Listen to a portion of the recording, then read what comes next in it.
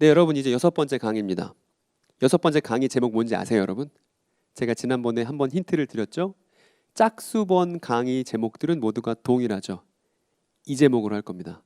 다음 이야기에서 계속 앞선 강의에서 보셨던 이 스가랴서 1장 이야기에서 6장 이야기에 이어서 그 연장선에서 요한계시록이 기록됐다는 거, 요한이 이 스가랴의 결말을 자신의 계시록에서 보여주고 있다는 사실을 이제 하나씩 우리가 확인해 볼 차례입니다.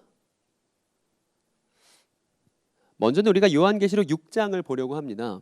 여러분 기억나시죠? 하나님의 이동식 보좌, 내생물이 이끌고 있는 하나님의 이동식 보좌가 있습니다.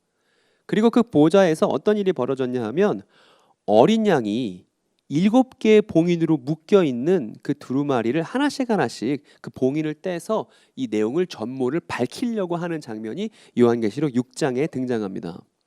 근데 이렇게만 보더라도 봉인된 두루마리만 우리가 확인하더라도 우리가 앞에서 배웠었던 어머, 다니엘에서 우리가 봤던 거네, 이거 진리의 두루마리겠네 라고 짐작하실 수 있겠죠. 그리고 그 두 번째 줄 보니까 내생물이 등장하는데 이 내생물은 요한계시록에 처음 나온 게 아니었습니다. 에스겔에 나왔던 것이죠. 에스겔에서 그 하나님의 영광의 보좌를 이고 날아다니는 내생물이 등장했었는데 이번엔 이 내생물이 말을 합니다. 뭐라고 말하냐면 우레와 같은 소리로 가라 그래요. 그랬더니 이 내생물의 명령에 의해서 또 뭐가 등장하냐 하면 흰 말 한 마리가 등장했네요. 그 여러분 말하는 순간 이 흰 말이 스가랴에서 나왔던 그 말이구나 라고 짐작할 수 있으면 이 요한계시록을 제대로 보고 있는 거예요.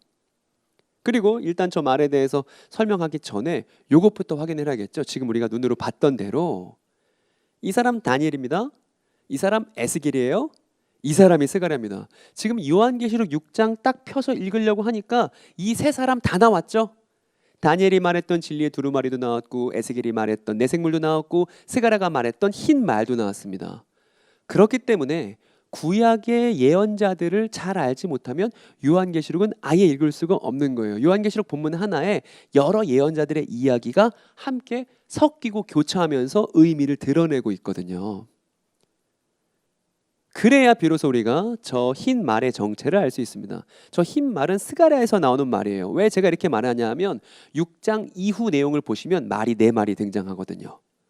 근데 스가랴를 읽어봤다면 우리가 이 사실을 알 겁니다. 이 4마리 말의 정체 뭐냐? 일단 어떤 역할을 하냐 하면 온 땅을 정찰하죠. 그래서 하나님께 보고하는 역할을 합니다. 그리고 하나님으로부터 떠나서 온 땅을 심판하는 역할도 해요. 그래서 병거 뒤에 메고서 나타나지 않았습니까? 그리고 스가랴에 분명하게 써 있기를 이거 하나님의 영이야 이렇게 쓰여 있었죠. 그리고 마지막으로 이 4마리 말이 등장했었던 그 스가랴의 문맥은 어떤 것이었냐면 성전을 측량하고 예루살렘 도성을 회복시키는 그 이야기의 문맥에서 등장했던 게 4마리 말이었죠. 스가랴서 1장부터 6장까지 보면 1장 처음에도 4마리 말이 나오고 6장 마지막에도 4마리 말이 나왔습니다. 그리고 그 가운데는 온통 성전을 재건하고 제사장들을 선출하며 그리고 새 예루살렘을 재건하는 그 이야기에서 저 4마리 말이 앞뒤를 차지하고 있었다는 걸 그걸 여러분 떠올리실 필요가 있는 것이죠. 그러면 이제 6장을 넘어서 7장으로 넘어가 보면요. 여기 요한이 있는데 요한이 이렇게 말합니다. 그 뒤에 나는 천사 넷이 땅의 네 모퉁이에 서서 땅의 네 바람을 붙잡아서 땅이나 바다나 모든 나무에 바람이 불지 못하게 막고 있는 것을 보았습니다. 이렇게 증언하거든요. 자신의 환상에서 봤던 걸 말입니다. 이렇게 땅이 네 모퉁이가 있는데 천사 넷이 서 있습니다. 그리고 천사 넷이 뭐 하냐면 땅을 심판하지 못하도록 바람을 붙잡고 있다고 하는데 이 네 바람이 뭐냐면 우리가 스가랴에서 봤던 그 네 말이에요. 즉 그 네 가지 말이 땅을 해하지 못하도록 또 바다를 해하지 못하도록 지금 네 천사가 중단시켰다는 거죠. 그러면 이렇게 땅을 심판하는 일이 잠시 중단되었을 때 어떤 일이 벌어지냐 하면 이렇게 더러운 친구들이 나옵니다. 옷이 더러운 친구들. 그래서 이 옷이 더러운 친구들을 데려다가 뭐 하냐 하면 이마에 인을 찍어요. 그리고 이마에 인을 찍는다는 건 무슨 일이냐 하면 에스겔서를 보면 우상 숭배를 슬퍼하는 친구들이라는 의미가 되고 그리고 스가랴를 우리가 읽고 나서 이 내용을 본다면 이마에 인 찍힌 이 친구들이 제사장으로 임명됐다는 걸 알 수 있습니다. 즉 오신 남루한 포로들을 데려다가 제사장으로 삼으신 것이죠. 그래서 이 제사장의 숫자, 인 찍혀서 제사장으로 임명된 사람들의 숫자도 나오는데 몇 명이래요? 이게 그 유명한 14만 4천인 거예요. 즉 14만 4천이라는 수는 뭘 의미하냐? 포로였지만 못이 남루했지만 되게 지저분했지만 그럼에도 불구하고 하나님께서 새 옷을 입혀서 제사장을 삼아주신, 땅 전역이 심판받고 있었지만 그 심판이 잠시 중단되고 선출된 그 제사장들을 가리키는 말이 저 14만 4천인 것이죠. 그래서 이 제사장들에 대해서 좀 더 자세히 보면 이 사람들을 이 요한이 이렇게 말합니다. 이 사람들은 큰 환난을 겪어낸 사람들입니다. 이렇게 말합니다. 여러분 근데 이 큰 환난을 겪어낸 사람들이라는 것 보고 여러분 어떤 뭐 떠오르는 거 없으세요? 전에 배웠던 뭔가 이야기가 떠오르거나 그러지 않으세요? 이 표현은 유대 이야기를 잘 알고 구약 예언자에 친숙한 사람이라면 절대 그냥 넘어갈 수 없는 표현이에요. 왜냐하면 다니엘이 이 얘기 했었거든요. 여러분 이 그림 기억나세요? 우리가 처음 만났을 때 우리가 요 내용 가지고 같이 나눴었는데 여기 가만 보니까 주님의 천사가 다니엘에게 이야기하는 그 대목에서 환란을 피하는, 아주 엄청난 큰 환란이 있을 건데 그 환란을 피하는 사람들이 있을 거야 라고 말해줬던 그 대목이 있었죠. 이 사람들이 바로 요 사람들인 것이죠. 그러니까 여기 다니엘이랑도 이렇게 교차되는 지점이 있는 것입니다. 이 제사장들로 선출된 이 사람들이 큰 환란을 겪고 나서 제사장이 됐구나라는 걸 우리가 알 수 있죠. 그리고 그 이어지는 내용을 보니까 그들은 어린 양이 흘리신 피에 자기의 두루마리를 빨아서 희게 했습니다. 즉 옷이 더러웠는데 이 어린 양의 피로 옷을 빨아서 깨끗한 옷을 입게 되었다고 말하죠. 이거 누구랑 똑같죠 여러분? 이 사람이 나와야죠. 여호수아죠. 나도 옷 더러웠는데 근데 하나님께서 나한테 대제사장으로서 옷 갈아입혀 주셨는데 어머 나도 그랬지. 즉 이렇게 옷을 깨끗하게 갈아입는 이 장면은 제사장 임명이라는 것을 우리가 스가랴를 통해서 또 확신할 수 있는 것입니다. 그리고 우리는 11장으로 넘어갑니다. 11장으로 넘어가면 그때 요한이 이렇게 얘기하죠. 나는 지팡이와 같은 측량자 하나를 받았는데 뭐 이렇게 얘기합니다. 여러분 측량 도구가 이번엔 지팡이죠. 근데 스가랴에서는 측량 도구가 뭐였죠? 이런 거였죠. 다림줄이었죠. 어쨌든 둘 다 성전 재건을 측량하는 도구의 기능을 갖고 있는 것이죠. 그러면 이렇게 측량자를 받았으니까 측량을 하겠죠. 11장 그 다음 내용 보니까 뭐라고 하나님께서 말씀하시냐면 요한에게 너 일어나서 하나님의 성전과 제단을 측량해라. 그리고 성전에서 예배하는 사람 숫자들을 세봐라 이렇게 하세요. 그래서 이렇게 측량을 했죠. 그리고 그 안에서 예배하는 사람들의 숫자를 센 겁니다. 여러분 성전을 측량하는 게 곧 예배자의 숫자를 센다는 것이니까 우린 이걸 통해서 에스겔에서 배웠던 것도 여기서 깨달을 수가 있죠. 뭐였냐면 건물 성전 말하는 거 아니고 지금 하나님의 예배자가 곧 성전이므로 그들에 대해서 지금 말하겠다는 걸 우리가 여기서 짐작해 볼 수 있습니다. 근데 그 뒤에 보니까 이 성전을 측량하고 예배자의 숫자를 재는 장면이 이어서 뭐가 등장하냐면 나는 두 증인에게 예언하는 능력을 줄 거다. 즉 예언자의 역할을 하는 두 사람이 있다. 이런 내용이 이어집니다. 이렇게. 근데 여러분 이것도 많이 우리가 본 것 같죠? 예언하는 능력을 갖고 있는 두 사람이 있다. 이거 스가랴에서 나왔던 두 증인 내용이랑 똑같죠?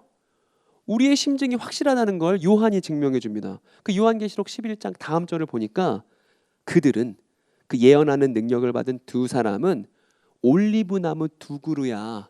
그리고 촛대 두 개야 라고 확인 사살을 해주시죠. 즉 지금 스가랴에서 했었던 예언 내용이 여기 똑같이 나온 거야 라는 걸 우리에게 보여주는 겁니다. 그래서 이렇게 두 감람나무가 있는 것이죠. 그리고 이 사람들이 두 촛대인 거예요. 그럼 여러분 이 두 증인, 예언하는 역할을 하는 두 증인이 뭐 할지 어떤 일을 하는 사람들인지 스가랴를 한 번이라도 읽어봤다면 놓칠 수 없습니다. 여러분 이 사람들 뭐 하는 사람들이죠? 이 올리브나무 두 그루, 촛대 두 개, 이 예언하는 두 사람 뭘 위해서 하나님께서 임명하신 사람들인가요? 스가랴의 환상으로 돌아왔습니다. 이 사람들 뭐 했던 사람들이냐면 스룹바벨이 떠낸 그 아름다운 기초석과 함께 성전을 재건하기 위한 두 예언자였죠. 그리고 이것은 실제 사실이기도 했습니다. 이 친구들이요. 즉 스룹바벨을 도와서 성전 재건을 도왔던 실제 두 예언자가 있었고 그것에 기초해서 스룹바벨의 예언이 있으므로 우리는 요한계시록에 나오는 이 두 증인이 뭐 할지 놓칠 수 없어요. 이 두 증인 뭐 하는 사람들이냐면 성전 재건하는 사람들이죠. 여러분 온갖 사이비 이단들이 저 두 증인이 자기라고 주장합니다. 뭐 에덴 성회에서도 저 두 증인이 자기라고 그러고 장막 성전에서도 그렇게 얘기하고 신천지에서도 그렇게 얘기하고 난리 났어요. 여러분 근데 두 증인이 누구인지가 중요한 게 아니라 여기 나오는 두 증인이 뭘 하는지가 중요한 겁니다. 뭘 하냐면 하나님의 성전을 재건하고 새롭게 하는 역할의 두 증인이라는 사실을 놓쳐서는 안 되는 거예요. 이렇게 말입니다.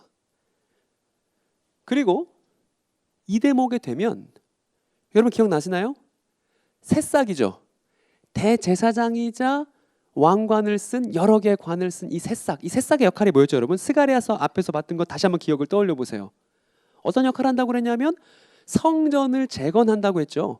성전을 짓고 온 땅을 보좌에 앉아서 통치한다고 한 바로 그 새싹입니다. 그러니까 저 두 예언자는 누구와 함께 성전을 재건하는 거냐면 저 새싹과 함께 성전을 재건하는 그런 역할을 하는 사람들을 두 증인이라고 부를 수 있는 거예요. 그럼 여러분 여기서 잠깐 멈춰서 제가 높아심에 드리는 말입니다. 여러분 저 새싹 누군지 아시죠? 제가 저 새싹의 이름을 말하지 않을 겁니다. 그럼에도 불구하고 저와 여러분이 저 새싹이 누구인지 이미 마음속에 다 알고 있어야 돼요. 고개를 끄덕끄덕 하고 있어야 됩니다.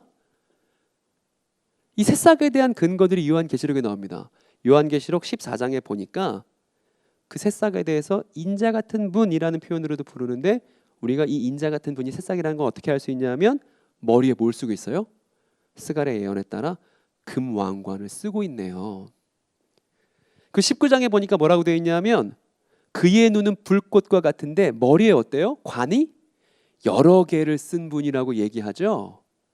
그러니까 이 새싹은 관을 여러 개 쓴 대제사장이자 온 땅을 통치하는 왕이 바로 그 새싹이고 그 왕과 함께 하나님의 성전을 재건하는 사람들, 그 사람들 중에는 이방인들도 있을 겁니다. 왜냐하면 스가랴 6장 예언에서 새싹과 함께 성전 재건에는 이방인들도 동참한다고 했으니까 그 사람들을 다 통칭해서 하나님의 두 예언자라고 부를 수 있게 되는 것이죠. 이렇게 말입니다. 그리고 우리는 요한계시록 2장으로 한번 가볼게요. 2장에 가면 이렇게 써 있습니다. 이기는 사람에게는 예수께서 요한에게 직접 말씀하시기를 이기는 사람에게는 내가 흰 돌을 주겠다 이렇게 말씀하세요. 근데 그 돌에는 뭔가가 적혀 있는데 새로운 이름이 적혀 있대요. 근데 그 새 이름에 대해서는 그 돌을 받는 사람 말고는 아무도 그거를 모른다 이렇게 기록되어 있네요. 돌을 받는다고 하네요. 여러분 이것도 뭔가 기시감이 있죠. 주님의 천사가 앞에 스가랴 예언에서 이렇게 말한 바가 있습니다. 나 만군의 주가 말한다. 내가 관 여러 개 쓰고 있는 여호수아 앞에 돌 한 개 놓는다. 근데 그 7 눈을 가진 돌인데 여기에서도 돌에다 뭘 새겼죠? 뭘 새겼냐면 내가 이 땅의 죄를 하루 만에 없애겠다라고 이 눈 7개 달린 돌에다 새겼다는 거예요. 그러면 만일 스가랴 예언에 나오고 있는 이 돌에 기록한 내용과 저 요한계시록에 나오고 있는 또 새 이름이 기록된 돌이 등장하는데 그 돌이 이 돌이고 이 돌이 그 돌이라면 요한계시록에서 이기는 사람에게 주시겠다고 한 그 돌에 쓰여 있는 이름의 뜻은 죄를 용서하고 없애겠다는 그런 의미의 이름일 거예요. 그리고 그 이름이 바로 새싹이라는 존재의 진짜 이름일 겁니다. 그리고 그게 하나님의 새 이름이겠죠. 여러분 어떤 이름인지 아시죠? 그리고 이번에는 요한계시록 8장으로 왔습니다. 8장에 가보니까 눈이 7 달린 어린 양이 등장합니다. 죽임당한 것 같은, 그런데 눈이 7 달려 있어서 우리에게 강력한 힌트를 주고 있는 어린 양이 등장해서 그 진리의 두루마리, 7 봉인으로 묶여있는 진리의 두루마리의 그 봉인들을 다 해제해 버립니다. 저렇게 두루마리 내용이 다 해제되고 마침내 진리의 두루마리에 쓰여있는 내용이 드러날 때가 되니까 누가 등장하냐면 그 진리의 두루마리에 있는 내용을 전달할 나팔든 7 천사가 그 다음 장면에 등장해요. 이게 요한계시록 8장에 나옵니다. 그리고 요한이 증언하기를 8장 13절에 보면 그리고 내가 보고 들으니 뭐가 또 날아가요. 독수리 하나가 날아갑니다. 날개 달린 독수리가. 그러더니 이 독수리가 큰 소리로 외치기를 뭐라고 외치냐면 화가 있다고, 즉 저주가 있다고. 땅 위에 있는 사람들에게 저주가 있다. 이 땅이 온통 죄악으로 가득해서 하나님의 심판받는 그런 땅이다라고 이제 선언하는 그런 독수리가 날아가는 것을 보게 됩니다. 그리고 이건 우리가 또 똑같은 장면을 알고 있죠. 두루마리가 날아가는 거랑 똑같죠. 그 언약궤 위에 있는 날개 달린 스랍들과 똑같은 크기를 갖고 있는 두루마리가 날아가는 스가랴의 장면과 요한계시록 8장에 나온 이 장면이 똑같습니다. 내용도 똑같습니다. 심지어 온 땅에 내릴 저주.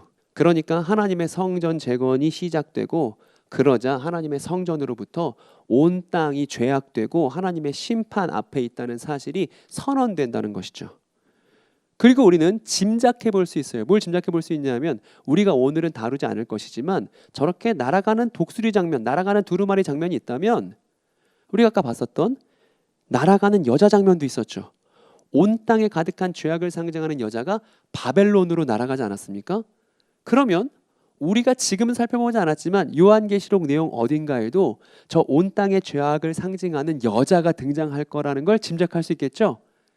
그리고 저 여자가 바벨론으로 날아갔으므로 요한계시록은 바벨론에 관해서도 다르게 될 것입니다. 그리고 저는 저희 온 땅의 죄악을 상징하는 여자와 저 바벨론에 대해서 요한계시록이 뭐라고 말하고 있는지 여러분들께 설명드릴 준비를 지금 갖춰놨습니다. 그러니까 이어지는 강의도 관심 있게 지켜봐 주시고 또 여러분들이 요한계시록 여기저기를 보시면서 기대해 주셨으면 좋겠습니다. 네, 오늘 제가 준비한 내용은 여기까지입니다. 여러분 어떠셨나요? 정말 스가랴서의 많은 장면들이 지금 요한계시록에 적용되고 있다는 것을 충분히 확인하셨죠? 제가 요한계시록을 다루면서 본문 여기저기를 다 다루진 않았습니다. 아마 그건 다른 시간을 준비해야 될 거예요. 한 절 한 절 읽어가면서 얼마나 더 긴밀하게 구약 이야기와 요한계시록이 관련되어 있는지를 우리가 확인하는 건 다음 시간으로 미뤄야 될 것 같습니다. 그런데 그 전에 우리가 확인할 수 있는 건 지금 제가 다루고 있는 본문들을 충실하게 여러분들이 징검다리로 만드셨으면 좋겠습니다. 그래서 구약 예언서를 충실히 읽고 이 장면이 이 장면이네, 이 장면이 이 장면이네. 여러분 이야기를 듣는 건 쉽지만 여러분들도 직접 확인해서 자기 것으로 만드는 건 또 다른 차원의 일이잖아요. 그러니까 제가 당부드리고 싶은 건 여러분들이 꼭 오늘 우리가 다뤘던 본문들을 직접 읽어보시고 그것을 여러분의 것 삼으셨으면 좋겠습니다. 그리고 여러분들이 직접 성경을 찾아서 읽어봄으로 여러분들이 증인의 역할을 감당해야 된다는 거. 여러분들이 마치 두 증인처럼 새싹을 통해서 재건되고 있는 성전에 참여했다는 사실을 여러분들이 갖고 있는 그 오랜 옛날 책에서 직접 확인하는 시간을 꼭 가져보셨으면 좋겠습니다. 그러면 이야기를 겹치면 요한계시록이 보입니다. 강의는 다음 시간에 또 찾아뵙도록 하겠습니다. 시청해주셔서 감사합니다.